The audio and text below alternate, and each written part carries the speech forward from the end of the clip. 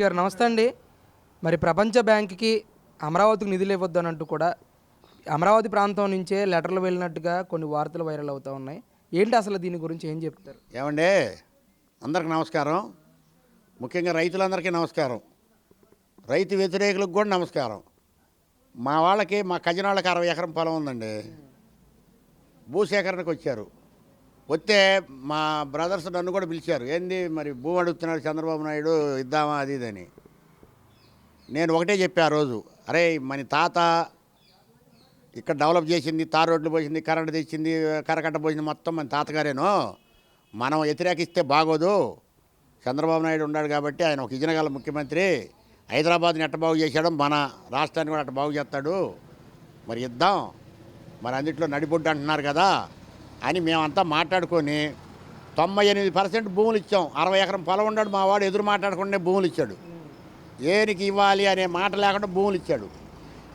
మరి అట్లాంటి రైతులు భూములు ఇచ్చారంటే ఇవాళ ఎకరం ఎకరం ఇచ్చినాడే కాగితాలు పెడుతున్నారని మాకు అనుమానం ఉంది. మరి ఎవరు పెట్టారని ఆకాశ రావణ్ అంటున్నారు. వాడెవడో మొన్న నాకు ఫోన్ చేశాడు, 15వ తారీఖు వస్తామండే వరల్డ్ బ్యాంక్కి కాగితాలు ఇట్టు వచ్చినాయి అంటే, ఎవరి పేరయా, ఒక పేరని చెప్పాయా అంటే మాకు చెప్పలా పేర్లు. 98% ఇచ్చిన తర్వాత ఏది ఆగదు.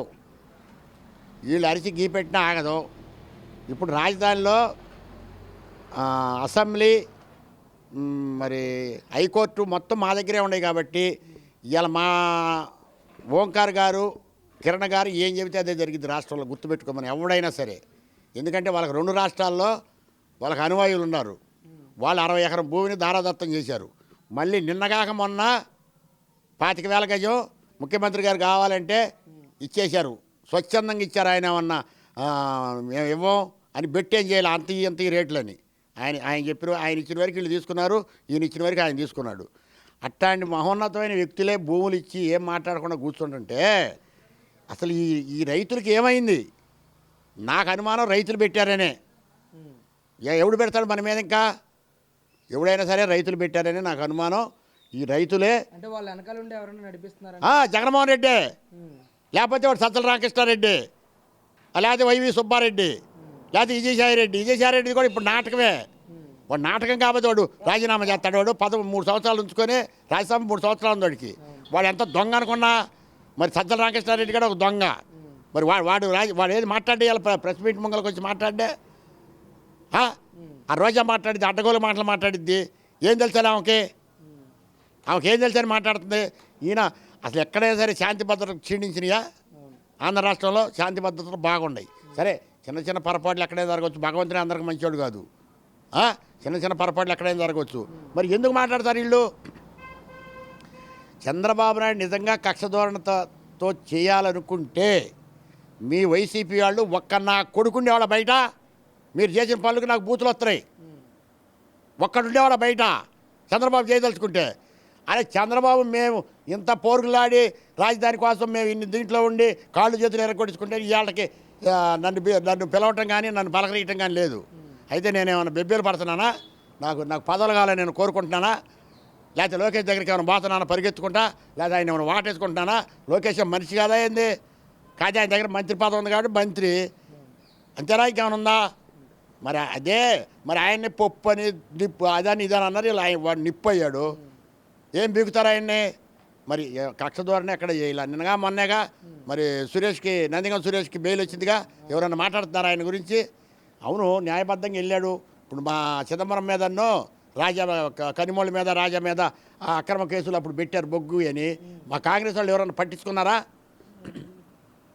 చిదంబరాన్ని కూడా, కనిమోళ్ళని కూడా జైల్లో పెడితే కాంగ్రెస్ వాళ్ళు ఏమైనా పట్టించుకున్నారా? నువ్వు చేసిన తప్పు నువ్వే అనుభవిస్తావు. నువ్వు కోర్టులో తేల్చుకుంటావు. నువ్వు న్యాయబద్ధమైతే నువ్వు బయటకు వస్తావు ముత్యంలాగా. అట్నే ముత్యంలాగా బయటకు వచ్చారు వాళ్ళు. అంతే తప్ప వీడిని జైల్లో వేయగానే కక్ష ధోరణి చర్య. మమ్మల్ని అందరిని ఎందుకు ఏ కక్ష నుంచి జైల్లో వేసారా కొడాలనిగా? ఎరా నిన్న మాట్లాడుతున్నావు నువ్వు? దేనికి వేసారా నన్ను జైల్లో? ఏం చేశారా నేను? ఈ రాష్ట్రాన్ని ఏం చేశాను? మిమ్మల్ని ఏం చేశాను? మీ ప్రభుత్వాన్ని ఏం చేశాను రా? మేము చేయదలుచుకునే అసెంబ్లీకి వచ్చేవాళ్ళ మీరు? పనికి మళ్ళీ దద్దమల్లారా. గుర్తుపెట్టుకోండి రా బాబు మీరు. కొడాలి నానిగా గుర్తుపెట్టుకో. ఇవాళైనా తెలుసుకో. నువ్వు పడరాని పాటలు పడ్డావు అసెంబ్లీలో. అన్నరాని మాటలు అన్నావు చంద్రబాబు నాయుడిని. నువ్వు కానీ వంశీగాడు కానీ మీరు అసలు కమ్మపడ పుట్టారంటారు. నేను ఇలా అడుగుతున్నా, దీని ముఖంగా మీడియా ముఖంగా అడుగుతున్నా. జోగి రమేష్ గారి సంకనాకండ్రా, బుద్ధి వచ్చింది మీకు. జోగి రమేష్ గారి సంకనాకండి. వాళ్ళలో కలిసి మీ ఇష్టానుసారం చంద్రబాబు నాయుడు భార్య అని మాట్లాడారు మీరు. అసలు ఎన్టీ రామారావు కుటుంబం అంటే ఏమనుకున్నారా మీరు? వాళ్ళ సంఖ్య గారు నువ్వు నాకింది మొన్నటిదాకా వాళ్ళ దాంతోటే గారు నువ్వు బతికింది. గుర్తుపెట్టుకోరు ఎక్కడైనా. ఒకటే ఇక్కడ ప్రధానంగా రైతుల దగ్గర నుంచి పొలాలు అంటించేసి అనాధికారికంగా భూములు లాక్కున్నారు. అందుకు కాబట్టి మీరు నిధులు ఇవ్వద్దు అని చెప్పేసి కూడా ఈ లెటర్లో ప్రధానంగా రాసినట్టుగా వార్తలు వస్తూ ఉన్నాయి. ప్రమాణ పూర్తిగా చంద్రబాబు నాయుడు ప్రమాణం చేసిన పని నేనే చేస్తున్నా. ప్రమాణ పూర్తిగా చంద్రబాబు నాయుడు ఎవరిని దూషించి కానీ పోలీసులు అడ్డం పెట్టి కానీ నువ్వు ఇవ్వకపోతే అని స్టన్ గన్ పెట్టి కానీ రైతుల దగ్గర ఎవరి దగ్గర తీసుకోలేదండి. ఇది వాస్తవం. ఆయన తెలుగుదేశం అయితే కావచ్చు, నేను కాంగ్రెస్ అయితే కావచ్చు, ఆయన చేసిన పని మాత్రం అందరిని అడిగి అందరు ఇష్టపూరితంగానే 15 పొలం ఇచ్చేశారు, 14-15 పొలాలు ఇచ్చేశారు. అంతేగాని చంద్రబాబు నాయుడు అక్రమంగా దుర్మార్గంగా తీసుకోవాలి. అక్రమంగా దుర్మార్గంగా తీసుకునేవాడైతే జగన్మోహన్ రెడ్డిని ఆలోచించుకోమని ఒకసారి. ఆయన ఉమ్మడి రాష్ట్రంలో 2 సార్లు ముఖ్యమంత్రి చేశాడు, విభజిత రాష్ట్రంలో ఇప్పుడు 2వ సారి ముఖ్యమంత్రి అయ్యాడు. మరి ఆయన ఇల్లు కట్టుకోలేకపోయాడు. దేనికని? నువ్వేమి చేయలా, నువ్వెన్ని కొంపలు కట్టా, ఎన్ని ప్యాలెస్లు కట్టా, నీకు హ్యాండ్ చేసిన డబ్బు నీకు హ్యాండ్ చేసిందంట. 2 ఎకరాల పొలం అని రోజు అడుగుతుంది. ఆయన కష్టపడ్డాడు.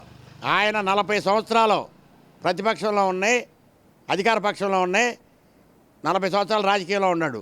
ఆయన ఆర్థిక మినిస్టర్ చేశాడు, మరి అంత మొగల క్రీడల మినిస్టర్ చేశాడు, సినిమా మా కాంగ్రెస్ పార్టీలో చేశాడు చంద్రబాబు నాయుడు గారు.